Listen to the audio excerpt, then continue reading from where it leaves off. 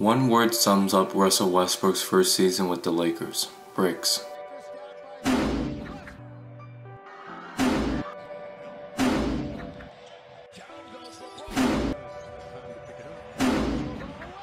A whole lot of them, from three-point land.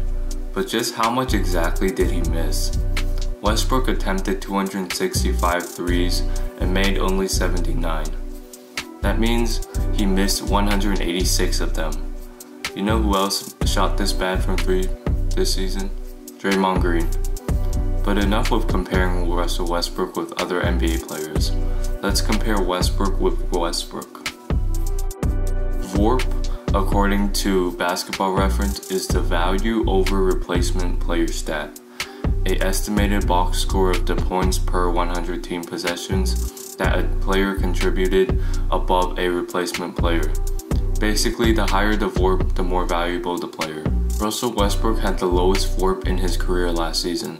It was comparable to when he first started his career in 2008, with a VORP of 0.7, but even that isn't as low as 0.2. Another stat Westbrook didn't exceed in is the box plus minus, finishing the season with a negative 1.6, which is comparable to his rookie season of negative 1.0. So you could say Westbrook played worse than his rookie year. Now if any of you guys watch this video, you probably play AAU basketball. And you know your coaches tell you when your shots aren't falling from long range, take it in the paint. But you were probably a teen with fresh legs and athleticism, and not in your 30s when you were told that. So it should come as no surprise that Westbrook's athleticism has decreased by a lot. Take PJ Tucker for example. I remember him for being the guy in the Houston Rockets who hit those corner threes. To be successful in this league, Westbrook needs to develop a three-point shot that is reliable.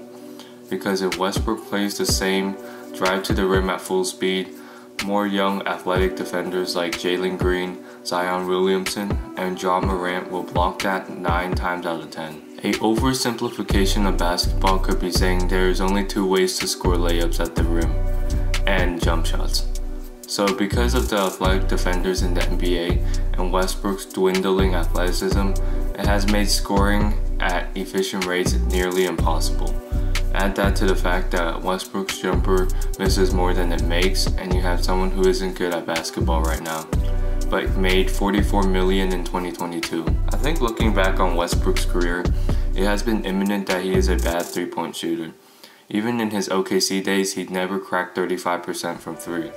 But that was also when Westbrook didn't really need a three-point shot, because he was more athletic than anyone in the league.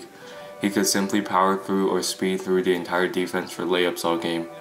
But now that Westbrook can't do that anymore, it has made his other cracks like shooting and turnovers that more exposed. Even though I just spent the last minute detailing how bad Westbrook played compared to recent years, he shouldn't be getting most of the blame for it.